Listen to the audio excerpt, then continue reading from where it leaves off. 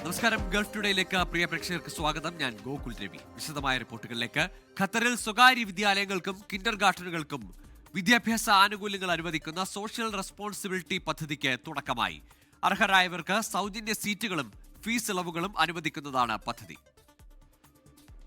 അർഹരായ വിദ്യാർത്ഥികൾക്ക് ആനുകൂല്യങ്ങളോടെ ആകെ 2939 വിദ്യാഭ്യാസ സീറ്റുകൾ അനുവദിക്കുന്നതാണ് പുതുതായി പ്രഖ്യാപിച്ച സോഷ്യൽ റെസ്പോൺസിബിലിറ്റി പദ്ധതിയെന്ന് ഉന്നത വിദ്യാഭ്യാസ മന്ത്രാലയം അറിയിച്ചു. വിദ്യാഭ്യാസ അവസരങ്ങളിലെ സമത്വം പ്രോത്സാഹിപ്പിക്കുക, അർഹരായ കുടുംബങ്ങളെ സഹായിക്കുക, വിവിധ തലങ്ങളിൽ പഠിക്കുന്ന വിദ്യാർത്ഥികൾക്ക് ഉയർന്ന നിലവാരമുള്ള വിദ്യാഭ്യാസത്തിന് അവസരമൊരുക്കുക എന്നീ ലക്ഷ്യങ്ങളോടെയാണ് പദ്ധതി നടപ്പാക്കുന്നത്. അർഹരായ വിദ്യാർത്ഥികൾക്ക് സൗജന്യ സീറ്റുകൾ, ഫീസ് ഇളവോടുകൂടിയ സ്കൂൾ പ്രവേശനം, ഭിന്നശേഷിക്കാരായ വിദ്യാർത്ഥികൾക്കുള്ള പ്രത്യേക സൗജന്യ സീറ്റുകൾ, ഖത്തർ വിദ്യാർത്ഥികൾക്കുള്ള വിദ്യാഭ്യാസ വൗച്ചർ മൂല്യത്തിലുള്ള സീറ്റുകൾ, പൂർണ്ണമായും സൗജന്യമായ സായാഹ്ന ക്ലാസുകൾ എന്നിവ ഇതിൽ ഉൾപ്പെടും. British, Indian, American, Qatar national curriculum എന്നിവ ഉൾപ്പെടെ വിവിധ പാഠ്യപദ്ധതികളാണ് ഇവർക്ക് ലഭ്യമാക്കുക. എല്ലാ സീറ്റുകളും ദീർഘകാലത്തേക്കുള്ളതും വിദ്യാർത്ഥി പഠനം പൂർത്തിയാക്കുന്നതുവരെ തുടർച്ചയുള്ളതുമായിരിക്കുമെന്ന് മന്ത്രാലയം അറിയിച്ചു. അർഹരായവർക്ക് മാത്രമായി സഹായം ഉറപ്പാക്കാൻ മന്ത്രാലയം വ്യക്തമായ അർഹതാ മാനദണ്ഡങ്ങൾ നിശ്ചയിച്ചിട്ടുണ്ട്. സൗജന്യ സീറ്റുകൾക്കായി കുടുംബ വരുമാനം 10,000 റിയാൽ കവിയരുതെന്നാണ് നിബന്ധന. ഫീസ് ഇളവോടുകൂടിയ സീറ്റുകൾക്കായി വരുമാനം 15,000 റിയാലിൽ കവിയരുത്. ഖത്തർ വിദ്യാർത്ഥികൾക്കുള്ള വൗച്ചർ സീറ്റുകൾക്കായി വരുമാനം 25,000 റിയാലിൽ കവിയരുതെന്നും വ്യവസ്ഥ ചെയ്തിട്ടുണ്ട്. അപേക്ഷകൾ 2026 ജനുവരി 20 മുതൽ മന്ത്രാലയത്തിന്റെ വെബ്സൈറ്റ് വഴി സ്വീകരിച്ചു തുടങ്ങും. അൻവർ പാലേരി, 24 ദോഹ. കുവൈറ്റും യുണൈറ്റഡ് അറബ് എമിറേറ്റ്സും തമ്മിലുള്ള സുരക്ഷാ സഹകരണത്തിൽ നിർണായക ചുവടുവെപ്പ്. ഇരു രാജ്യങ്ങളും നാടുകടത്തപ്പെട്ടവരുടെ വിവരങ്ങൾ ഇലക്ട്രോണിക് സംവിധാനം വഴി കൈമാറി തുടങ്ങി. നാടുകടത്തപ്പെട്ടവരുടെ വിരലടയാള വിവരങ്ങൾ ഉൾപ്പെടെയുള്ള ഡേറ്റയാണ് ഇനി തത്സമയം കൈമാറ്റം ചെയ്യപ്പെടുക. കുറ്റകൃത്യങ്ങൾ തടയുന്നതിനും സുരക്ഷാ ഭീഷണി ഇല്ലാതാക്കുന്നതിനും ഇത് സഹായകരമാകും. ആഭ്യന്തര മന്ത്രാലയങ്ങൾ തമ്മിൽ നടന്ന 8ാം ഏകോപന യോഗത്തിലാണ് ഈ തീരുമാനം നടപ്പിലാക്കിയത്. ഡാറ്റ കൈമാറ്റത്തിന് പുറമെ വയർലെസ് കമ്മ്യൂണിക്കേഷൻസ്, ഗതാഗത സേവനങ്ങൾ എന്നിവയും ബന്ധിപ്പിച്ചു. ഗൾഫ് സഹകരണ കൗൺസിൽ രാജ്യങ്ങൾ തമ്മിലുള്ള ഏകീകരണവും തന്ത്രപരമായ ലക്ഷ്യങ്ങൾ കൈവരിക്കാനാണ് ഈ നീക്കമെന്ന് അധികൃതർ അറിയിച്ചു. മകൾക്ക് ഏറ്റവും ഇഷ്ടപ്പെട്ട മലയാളം താരാട്ടുപാട്ട് പാടി ബോളിവുഡ് താരം ആലിയ ഭട്ട്. ജിദ്ദയിൽ റെഡ് സീ ഇന്റർനാഷണൽ ഫിലിം ഫെസ്റ്റിവലിൽ പങ്കെടുക്കുകയായിരുന്നു താരം.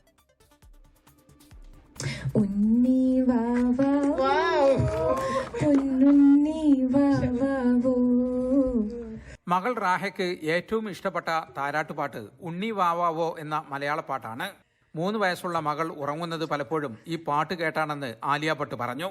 ജിദ്ദയിലെ റെഡ് സീ ഇന്റർനാഷണൽ ഫിലിം ഫെസ്റ്റിവലിൽ പങ്കെടുക്കവേ പാട്ടിന്റെ ആദ്യ ഭാഗം താരം പാടുകയും ചെയ്തു.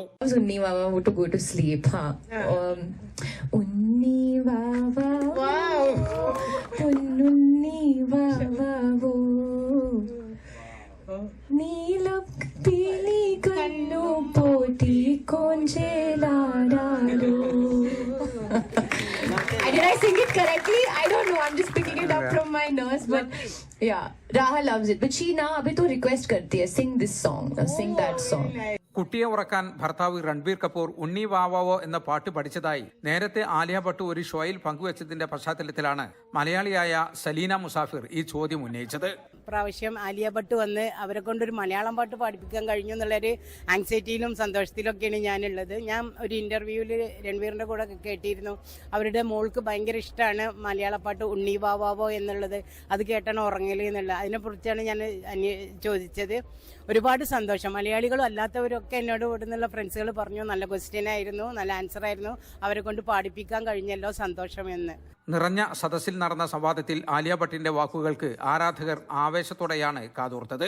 സിനിമയിലെ തന്റെ കരിയറിനെ കുറിച്ചും വ്യക്തിപരമായ ഇഷ്ടങ്ങളെ കുറിച്ചുമെല്ലാം താരം മനസ്സ് തുറന്നു. Yes, I think now at this stage also because I'm a mum, my priority is my daughter and my family. I have to really focus on what matters and spend my time looking at the larger picture. Of course, you want to be everywhere, you want to be doing everything, and we were just talking about a couple of opportunities right now. താങ്കൾ ഒരു നടിയല്ലെങ്കിൽ എന്ത് ചെയ്യും എന്ന ചോദ്യത്തിന് താൻ ഒരു wedding planar ആയേനെ എന്നായിരുന്നു ആലിയയുടെ മറുപടി. തന്റെ കരിയറിലെ ഏറ്റവും പ്രിയപ്പെട്ട കഥാപാത്രങ്ങൾ ഏതെന്ന ചോദ്യത്തിന് ആലിയ തിരഞ്ഞെടുത്തത് ഗംഗൂബായ് കത്തിവാടിയയിലെയും ഹൈവേയിലെയും റോളുകളാണ്. ഇത് 2ാം തവണയാണ് റെഡ് സീ ഫിലിം ഫെസ്റ്റിവലിൽ ആലിയ ഭട്ട് പങ്കെടുക്കുന്നത്. പ്രിയ താരത്തെ കണ്ടതിന്റെയും നേരിട്ട് സംവദിക്കാൻ സാധിച്ചതിന്റെയും സന്തോഷത്തിലാണ് ആരാധകർ. റെഡ് സീ ഫിലിം ഫെസ്റ്റിവൽ 3 ദിവസം കൂടി നീണ്ടു നിൽക്കും. ജിദ്ദയിലെ റെഡ് സീ ഫിലിം ഫെസ്റ്റിവലിൽ നിന്നും ജലീൽ കണ്ണമംഗലം, 24. ഖത്തറിലെ തദ്ദേശീയ ഉൽപ്പന്നങ്ങൾക്ക് കൂടുതൽ പ്രാധാന്യം നൽകുന്ന സുപ്രധാന തീരുമാനം മന്ത്രിസഭ അംഗീകരിച്ചു. ധനമന്ത്രാലയം തയ്യാറാക്കിയ കരട് തീരുമാനപ്രകാരം സർക്കാർ സ്ഥാപനങ്ങൾ നിർബന്ധമായും ഉപയോഗിക്കേണ്ട തദ്ദേശീയ ഉൽപ്പന്നങ്ങൾ ഏതൊക്കെയാണെന്ന് വ്യക്തമാക്കുന്നു. പ്രാദേശിക ഉൽപ്പാദനത്തിന്റെ വളർച്ചയ്ക്കും മത്സരക്ഷമതയ്ക്കും പിന്തുണ നൽകുകയും ഉൽപ്പന്നങ്ങൾക്ക് അനുയോജ്യമായ വില നിലനിർത്തുകയുമാണ് ഇതിലൂടെ ലക്ഷ്യമിടുന്നത്. പ്രധാനമന്ത്രിയും വിദേശകാര്യമന്ത്രിയുമായ ഷെയ്ഖ് മുഹമ്മദ് ബിൻ അബ്ദുൾ റഹ്മാൻ അൽ താനിയുടെ അധ്യക്ഷതയിൽ ചേർന്ന മന്ത്രിസഭാ യോഗമാണ് കരട് തീരുമാനത്തിന് അംഗീകാരം നൽകിയത്. സമാധാനത്തിനുള്ള നൊബേൽ സമ്മാനം മറിയ കൊറീന മച്ചാഡോയുടെ മകൾ അന്ന കൊറീന സോസ മച്ചാഡോ ഏറ്റുവാങ്ങി. ഒളിവിൽ കഴിയുന്ന മറിയ കൊറീന മച്ചാഡോ ചടങ്ങിൽ പങ്കെടുത്തില്ല. വെനസ്വേലൻ പ്രസിഡന്റ് നിക്കോളാസ് മഡൂറോ അധികാരമൊഴിയണമെന്ന് നോർവീജിയൻ നൊബേൽ കമ്മിറ്റി ചെയർമാൻ ആവശ്യപ്പെട്ടു. സ്വീഡന്റെ തലസ്ഥാനമായ ഓസ്ലോയിൽ നടന്ന ചടങ്ങ് അതിവൈകാരിക നിമിഷങ്ങൾക്കാണ് സാക്ഷിയായത്. ഇന്ത്യൻ സമയം വൈകിട്ട് 5:30 സമാധാനത്തിനുള്ള നൊബേൽ സമ്മാന പുരസ്കാരദാനം.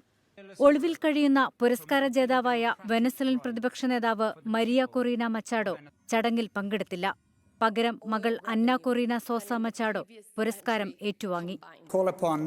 Ms. Anna Corina Sosa Machado, the daughter of the Nobel Peace Prize laureate for 2025, Ms. Maria Corina Machado.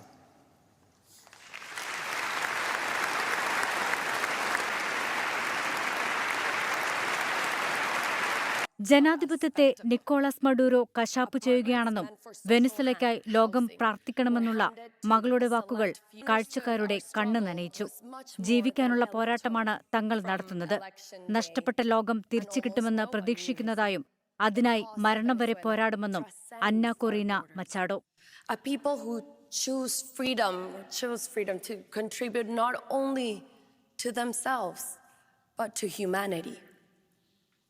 We attain freedom only when we refuse to turn our backs on ourselves, when we confront the truth directly, no matter how painful, when love for what truly matters in life gives us the strength to persevere.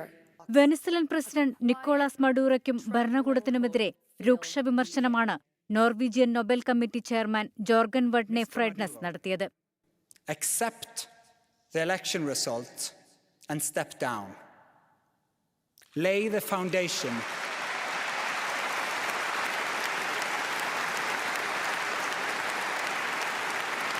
Venezuelan president തെരഞ്ഞെടുപ്പിൽ വിജയിച്ചതായി പാശ്ചാത്യ ലോകം കണക്കാക്കുന്ന പ്രതിപക്ഷ നേതാവ് Edmundo Gonzalez ഉറൂത്തി അടക്കമുള്ള പ്രമുഖർ ചടങ്ങിൽ പങ്കെടുത്തു. International desk, 24. Restaurant owners association കുവൈറ്റിന്റെ 8ാം വാർഷികാഘോഷങ്ങളുടെ ഭാഗമായി റെസ്റ്റോ ഫെസ്റ്റ് 2025 വെള്ളിയാഴ്ച Abbasiya Indian central school open ഓഡിറ്റോറിയത്തിൽ നടക്കും. വൈകിട്ട് 5 മണിക്ക് ആരംഭിക്കുന്ന പരിപാടിയുടെ പ്രധാന ആകർഷണം ഹനാൻ ഷായുടെ ലൈവ് പ്രകടനമായിരിക്കുമെന്ന് സംഘാടകർ വാർത്താ സമ്മേളനത്തിൽ അറിയിച്ചു. ഷബീർ മണ്ടോളി, കമറുദ്ദീൻ, നജീബ് PV, അബു തിക്കോടി, റഫീഖ് അഹമ്മദ് എന്നിവർ പങ്കെടുത്തു. കടക്കൽ ഒരുമ പ്രവാസി കൂട്ടായ്മ സംഘടിപ്പിച്ച കലാസാംസ്കാരിക ഉത്സവം ഒരുമോത്സവം സീസൺ 13 ഷാർജ ലുലു സെന്റർ മാളിൽ നടന്നു.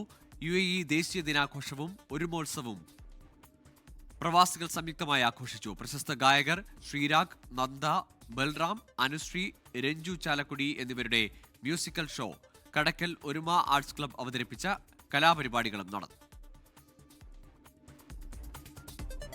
ഇൻഡിഗോ വിമാന പ്രതിസന്ധിയിൽ കേന്ദ്ര സർക്കാരിനെ രൂക്ഷമായി വിമർശിച്ച് ഡൽഹി ഹൈക്കോടതി. നടപടിയെടുത്ത് പ്രതിസന്ധി തുടങ്ങിയതിനു ശേഷമെന്ന് ഹൈക്കോടതിയുടെ വിമർശനം. ഇൻഡിഗോ CEO പീറ്റർ എൽബേഴ്സിനെ വീണ്ടും വ്യോമയാന മന്ത്രാലയം വിളിപ്പിച്ചു. ഇൻഡിഗോയുടെ പ്രവർത്തനങ്ങൾ നിരീക്ഷിക്കാൻ DGCA 8-അംഗ മേൽനോട്ട സമിതിയെ നിയമിച്ചു.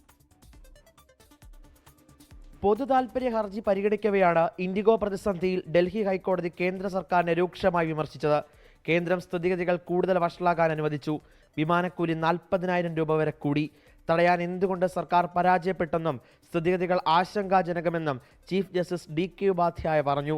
യാത്രക്കാർക്ക് നഷ്ടപരിഹാരം നൽകാനുള്ള വ്യവസ്ഥകൾ ഇൻഡിഗോ കർശനമായി പാലിക്കണമെന്നും ഡൽഹി ഹൈക്കോടതി നിർദ്ദേശിച്ചു. പ്രതിസന്ധി സൃഷ്ടിച്ചത് ഇൻഡിഗോ ഒറ്റയ്ക്കല്ലെന്നും കേന്ദ്ര സർക്കാരും പങ്കാളികളാണെന്നും A.A. റഹീം രാജ്യസഭയിൽ കുറ്റപ്പെടുത്തി. നാളെ ഹാജരാകണമെന്നാവശ്യപ്പെട്ട് ഇൻഡിഗോ CEO പീറ്റർ എൽബേഴ്സിന് കേന്ദ്ര വ്യോമയാന മന്ത്രാലയം വീണ്ടും സമൻസ് അയച്ചു.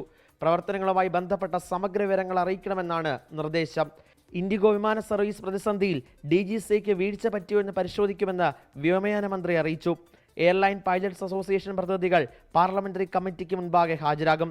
10% സർവീസുകൾ വെട്ടിക്കുറച്ചതോടെ ഇനി മുതൽ ഇൻഡിഗോയുടെ പ്രതിദിനമുള്ള 400ഓളം സർവീസുകളാണ് കുറവ് വരുന്നത്. പ്രതിസന്ധികൾ പരിഹരിക്കുന്നവരെ DGCA മേൽനോട്ട സമിതിയിലെ 2 അംഗങ്ങൾ ഇൻഡിഗോയുടെ കോർപ്പറേറ്റ് ഓഫീസിൽ ദിവസവും ഉണ്ടാകും. 24 ഡൽഹി. ഇൻഡിഗോ വിമാന പ്രതിസന്ധിയിൽ ഖേദം പ്രകടിപ്പിച്ച് ചെയർമാൻ വിക്രം സിംഗ് മേത്ത യാത്രക്കാർക്കുണ്ടായ ബുദ്ധിമുട്ടിൽ ഖേദിക്കുന്നു. പ്രശ്നപരിഹാരത്തിന് അതിവേഗം ഇടപെടൽ തുടരുകയാണ്. ഇൻഡിഗോയുടെ ഉറപ്പുള്ള ടീം പുനർനിർമ്മിക്കുമെന്ന് ഇൻഡിഗോ ചെയർമാൻ. Welcome back. ഇനി തദ്ദേശ തെരഞ്ഞെടുപ്പ് വാർത്തകളിലേക്കാണ്. വടക്കൻ ജില്ലകളിൽ നാളെ വിധിയെഴുത്ത്. പഞ്ചായത്തിലോട്ട് കോ സ്പോൺസേഡ് ബൈ വോക്കർ ധരിക്കൂ, നടന്നുകൊണ്ടേയിരിക്കൂ.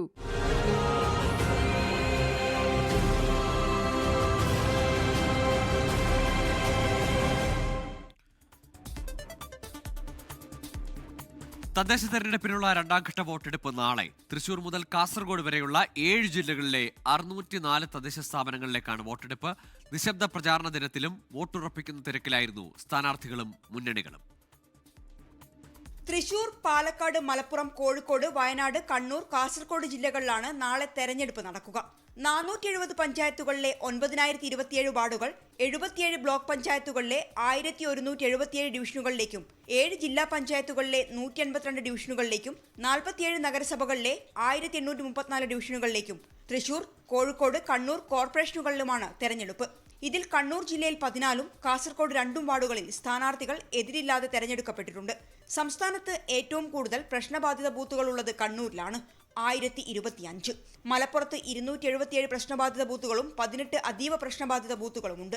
വയനാട്ടിൽ 64, കാസർഗോഡ് 9, കോഴിക്കോട് ജില്ലയിൽ 731 എന്നിങ്ങനെയാണ് പ്രശ്നബാധിത ബൂത്തുകളുടെ എണ്ണം.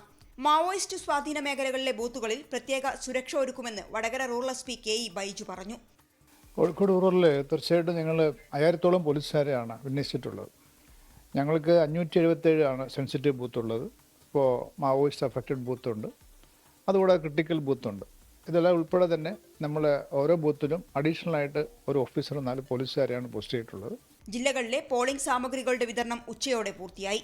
അതേസമയം നിശബ്ദ പ്രചാരണത്തിന്റെ ദിവസമായ ഇന്ന് വിട്ടുപോയ വോട്ടേഴ്സിനെ കണ്ട് വോട്ട് ചോദിക്കുന്ന തിരക്കിലായിരുന്നു സ്ഥാനാർത്ഥികൾ. News bureau 24. ലോക്സഭയിൽ SIR ചർച്ചയ്ക്കിടെ പ്രതിപക്ഷത്തെ കടന്നാക്രമിച്ച് കേന്ദ്ര ആഭ്യന്തരമന്ത്രി അമിത്ഷാ. വോട്ടുകൊള്ള നടത്തിയത് ജവഹർലാൽ നെഹ്റുവും ഇന്ദിരാഗാന്ധിയുമെന്ന് അമിത്ഷാ. വോട്ട് ചോരിയിൽ 3 വാർത്താ സമ്മേളനം രാഹുൽ ഗാന്ധി നടത്തിയിട്ട് എന്തായെന്നും പരിഹാസം. വിഷയത്തിൽ പ്രത്യേക ചർച്ച നടത്താൻ അമിത്ഷായെ വെല്ലുവിളിച്ച് രാഹുൽ ഗാന്ധി. അമിത്ഷായുടെ മറുപടിക്കിടെ പ്രതിപക്ഷം സഭ ബഹിഷ്കരിച്ചു. जो 3 प्रेस कॉन्फ्रेंस में, एक सादा प्रेस कॉन्फ्रेंस, एक एटम बम वाला प्रेस कॉन्फ्रेंस, एक परमाणु बम वाला, ये तीनों में क्या हुआ, इसके सारे जवाब मिले. രാഹുൽ ഗാന്ധിയുടെ വോട്ട് ചോരി ആരോപണം ജനങ്ങളെ തെറ്റിദ്ധരിപ്പിക്കാനുള്ള ശ്രമം. ഹൈഡ്രജൻ ബോംബ് പൊട്ടിച്ചിട്ട് എന്തായെന്നും രാഹുൽ ഗാന്ധിയുടെ വാർത്താ സമ്മേളനത്തെ പരിഹസിച്ച് അമിത്ഷായുടെ മറുപടി. ഇതോടെയായിരുന്നു രാഹുൽ ഗാന്ധിയുടെ വെല്ലുവിളി. വോട്ട് ചോരിയിൽ പ്രത്യേകം ചർച്ചയാകാമെന്ന് Rahul Gandhi. Let us have a debate on my press conference. Yes. Let us go. Yes. Let us have very good idea. Let us have a debate on my press conference. Okay. Amit Shah ji, I challenge you to have a debate on the 3 press conferences. പ്രതിപക്ഷ നേതാവിന്റെ നിർദ്ദേശത്തിനനുസരിച്ച് സഭ പ്രവർത്തിക്കില്ലെന്നായിരുന്നു അമിത്ഷായുടെ മറുപടി. Indian പൗരത്വം സ്വീകരിക്കുന്നതിന് മുൻപ് Sonia Gandhi vote രേഖപ്പെടുത്തിയെന്നും Amit Shah ആരോപിച്ചു. അങ്ങനെയൊരു വോട്ട് സോണിയാഗാന്ധി രേഖപ്പെടുത്തിയിട്ടുണ്ടെന്ന് തെളിയിക്കാൻ KC വേണുഗോപാൽ അമിത്ഷായെ വെല്ലുവിളിച്ചു. I am challenging Home Minister. Okay. Sonia Gandhi not even voted that election. Can you prove it? Sir, misleading statement a Home Minister doing. Sir, you are what is this, sir? Congress പരാജയപ്പെടുന്നത് EVM-ന്റെ പ്രശ്നം കൊണ്ടല്ല, ദുർബലമായ നേതൃത്വം കൊണ്ടാണെന്നും അമിത്ഷാ വിമർശിച്ചു. ഒരു രാഷ്ട്രീയ പാർട്ടികളുടെയും ആജ്ഞകൾക്കനുസരിച്ചല്ല തെരഞ്ഞെടുപ്പ് commission പ്രവർത്തിക്കുന്നത്. തങ്ങൾ പരാജയപ്പെട്ട കാലത്ത് കമ്മീഷനെ പഴിച്ചിട്ടില്ല. EVM കൊണ്ടുവന്നത് കോൺഗ്രസ് ആണെന്നും അമിത്ഷായുടെ മറുപടിക്കിടെ പ്രതിപക്ഷം സഭ വിട്ടിറങ്ങിപ്പോയി. ആഭ്യന്തരമന്ത്രിയുടെ മറുപടിയിൽ പ്രതിപക്ഷം ഭയന്നോടുകയാണെന്ന് ഭരണപക്ഷം പരിഹസിച്ചു. 24 ഡൽഹി. നടി ആക്രമിക്കപ്പെട്ട കേസിലെ വിധിക്ക് പിന്നാലെ കുറ്റവിമുക്തനായ ദിലീപിനെ സിനിമാ സംഘടനകളിലേക്ക് തിരിച്ചെടുക്കാനുള്ള നീക്കത്തിൽ ഒരു വിഭാഗത്തിന് കടുത്ത അതൃപ്തി. ഇന്നലെ FFKയിൽ നിന്ന് ഡബ്ബിംഗ് ആർട്ടിസ്റ്റ് ഭാഗ്യലക്ഷ്മി രാജിവെച്ചിരുന്നു. അതേസമയം 6 പ്രതികൾക്കുള്ള ശിക്ഷാവിധിക്ക് ശേഷം അപ്പീൽ നൽകാനാണ് പ്രോസിക്യൂഷൻ തീരുമാനം. തനിക്കെതിരായ സൈബർ ആക്രമണങ്ങളിൽ തളരില്ലെന്ന് അതിജീവിതയുടെ അഭിഭാഷക അഡ്വക്കേറ്റ് TB മിനി 24നോട്. നടി ആക്രമിച്ച കേസിൽ നടൻ ദിലീപ് കുറ്റവിമുക്തരായതിനു പിന്നാലെ സിനിമാ മേഖല രണ്ടായി പിളർന്നു നിൽക്കുകയാണ്. അതിജീവിതയ്ക്കൊപ്പമെന്ന് ഒരു വിഭാഗവും കുറ്റമുക്തനായതോടെ ദിലീപിനും നീതി ലഭിച്ചുവെന്ന് കരുതുന്ന മറുവിഭാഗവും. അമ്മ, ഫെഫ്ക ഉൾപ്പെടെയുള്ള സംഘടനകളിലേക്ക് ദിലീപിനെ ഉടൻ തിരിച്ചെടുക്കുന്നതിൽ കടുത്ത അതിർത്തി സിനിമാ മേഖലയിലുണ്ട്. ഇന്നലെ ഡബ്ബിംഗ് ആർട്ടിസ്റ്റ് ഭാഗ്യലക്ഷ്മി FFKയിൽ നിന്ന് രാജിവെച്ചിരുന്നു. വെള്ളിയാഴ്ചയാണ് കേസിൽ കുറ്റക്കാരെന്ന് കണ്ടെത്തിയ പൾസർ സുനി ഉൾപ്പെടെ 1 മുതൽ 6 വരെ പ്രതികളുടെ ശിക്ഷയിൽ വാദം നടക്കുക. വിധിപ്പകർപ്പ് ലഭിച്ചയുടൻ അപ്പീലുമായി ഹൈക്കോടതിയെ സമീപിക്കാനാണ് പ്രോസിക്യൂഷൻ തീരുമാനം. അന്ന് കോടതിയിൽ നടന്നത് മുൻകൂട്ടി തയ്യാറാക്കിയ തിരക്കഥയായിരുന്നുവെന്ന് അതിജീവിതയുടെ അഭിഭാഷക അഡ്വക്കേറ്റ് TB മിനി 24നോട് പറഞ്ഞു. അയാൾക്കെതിരായിട്ടുള്ളതോ അനുകൂലമായതോ അയാളെ കുറിച്ചുള്ള വിധി പറയണ സമയത്ത് ആക്ച്വലി അവിടെ പടക്കം പൊട്ടി. അപ്പം ഇതൊരു വളരെ പ്രീ പ്ലാൻഡ് ആണെന്ന് നമ്മളൊന്ന് ഇങ്ങനെ തിരിഞ്ഞു നോക്കുമ്പോൾ നമുക്ക് മനസ്സിലാവും. തനിക്കെതിരെ കേസിൽ ഗൂഢാലോചന നടന്നുവെന്ന നിലപാട് ദിലീപ് ആവർത്തിച്ചിരുന്നു. നിയമ നടപടികളുമായി മുന്നോട്ടു പോകാനാണ് ദിലീപിന്റെ നീക്കം. അതുകൊണ്ട് തന്നെ നടി ആക്രമിക്കപ്പെട്ട കേസിൽ വിചാരണ കോടതി ശിക്ഷാവിധിക്ക് ശേഷവും തുടർചലനങ്ങൾ ഉണ്ടാകും. 24 കൊച്ചി. നടിയെ ആക്രമിച്ച കേസിൽ അതിജീവിതയ്ക്കൊപ്പമെന്നും നിലപാടിൽ മാറ്റമില്ലെന്നും നടൻ ബാബുരാജ്. കോടതി വിധി മാനിക്കുന്നു. ദിലീപിനെ സംഘടനയിൽ തിരിച്ചെടുക്കുന്നതിൽ തീരുമാനമെടുക്കേണ്ടത് ഭാരവാഹികളാണെന്നും ബാബുരാജ് പറഞ്ഞു. ഞാൻ പറയുന്നത് എന്താണെന്ന് വെച്ചാൽ ഇന്ത്യയിലെ നിയമവ്യവസ്ഥിതി അനുസരിച്ചിട്ട് നമ്മൾ ഒരു വിധിന്യായത്തെ മാനിക്കുക എന്നുള്ളതാണ് നമുക്ക് ഉള്ള ഇത്. പിന്നെ നമുക്ക് ആ കുട്ടിയോടുള്ള അനുകമ്പ, ആ കുട്ടിയോടുള്ള സ്നേഹം, അതൊന്നും ഒരു മാറ്റവുമില്ല. Welcome back to Gulf today. Mundakkai Chooralmala ഉരുൾപൊട്ടൽ ദുരന്ത ബാധിതർക്കായി കോൺഗ്രസ് പ്രഖ്യാപിച്ച വീടുകളുടെ നിർമ്മാണം ഈ മാസം തുടങ്ങുമെന്ന് T. സിദ്ദിഖ് MLA. രജിസ്ട്രേഷൻ നടപടികൾ പുരോഗമിക്കുകയാണെന്നും സ്ഥലം എവിടെയെന്ന് രജിസ്ട്രേഷന് ശേഷം വ്യക്തമാക്കുമെന്നും MLA. Mundakkai Chooralmala Janashabdam action committee chairman Naseer ആലക്കലിന്റെ CPIM പ്രവേശനം രാഷ്ട്രീയ കോമാളിത്തമെന്ന് കോൺഗ്രസ് ജില്ലാ നേതൃത്വം. ഈ മാസം രജിസ്ട്രേഷൻ നടപടികൾ പൂർത്തിയാകും. ഈ മാസം തന്നെ കോൺഗ്രസ് ഭവന പദ്ധതിയുടെ തുടക്കം കുറിക്കും. സ്ഥലം ഞങ്ങൾ കണ്ടെത്തി, സ്ഥലത്തിന്റെ അഡ്വാൻസ് കൊടുത്തു. ഞങ്ങൾ അതിന്റെ ലീഗലായിട്ടുള്ള എല്ലാ ഫോർമാലിറ്റീസും ഞങ്ങൾ പൂർത്തീകരിച്ചു. തെരഞ്ഞെടുപ്പിൽ പ്രധാന പ്രചാരണ വിഷയമായിരുന്നു ദുരന്തബാധിതരുടെ വീട് നിർമ്മാണം. ഈ ആക്ഷേപം കോൺഗ്രസിനെതിരെ ഇന്നുയർത്തിയത് ജനശബ്ദം ആക്ഷൻ കമ്മിറ്റി ചെയർമാൻ കൂടിയായ നസീർ ആലക്കൽ. ദുരന്തബാധിതരായ 32 കുടുംബങ്ങളെ CPIM-ൽ എത്തിച്ചായിരുന്നു നസീർ ആലക്കൽ ഈ വിഷയം ഉയർത്തിയത്. ബഹുമാനപ്പെട്ട MLA എന്നെ പത്രക്കാരോട് നിങ്ങളോട് തന്നെ പറയുന്നു, ഭൂമി ഞങ്ങൾ എടുത്തിട്ടുണ്ട്, ഏതാ ഭൂമി ചോദിക്കുമ്പോൾ അത് ഞങ്ങൾ പിന്നെ പറയാം. അതിൽ തന്നെ ഒരു കള്ളത്തരമില്ലേ? ഭൂമി പോലും കണ്ടെത്താൻ കഴിയാത്ത ആളുകളെ എങ്ങനെ ഞങ്ങളെ സഹായിക്കും? CPIM നേതാക്കൾ മാലയിട്ട് സ്വീകരിച്ച സൗജത്ത് എന്ന INTUC പ്രവർത്തകയുടെ താൻ കോൺഗ്രസ് തന്നെയെന്ന് പറയുന്ന വീഡിയോ പുറത്തുവിട്ടായിരുന്നു UDF നേതാക്കൾ ഇതിന് മറുപടി നൽകിയത്. പക്ഷെ ഞാൻ അന്നും ഇന്നും കോൺഗ്രസ് തന്നെയാണ്. അതിന് ഞാനതിന് ഒരു വിട്ടുവീഴ്ച അവർക്ക് തയ്യാറായിട്ടില്ല. ഞാൻ ആ നിമിഷം തന്നെ ഇറങ്ങി വന്നിട്ടുണ്ട്. ഞാൻ അന്നും ഇന്നും കോൺഗ്രസ്സാണ്. നസീർ ആലക്കൽ കാലങ്ങളായി കോൺഗ്രസിൽ നിന്ന് വിട്ടുനിൽക്കുകയാണെന്നും തെറ്റിദ്ധരിപ്പിച്ചാണ് ആളുകളെ CPIM ഓഫീസിലെത്തിച്ചതെന്നും UDF നേതാക്കൾ വ്യക്തമാക്കി. 24 വയനാട്. ഇതോടെ ഗൾഫ് ടുഡേ പൂർണ്ണമാകുന്നു. Good night.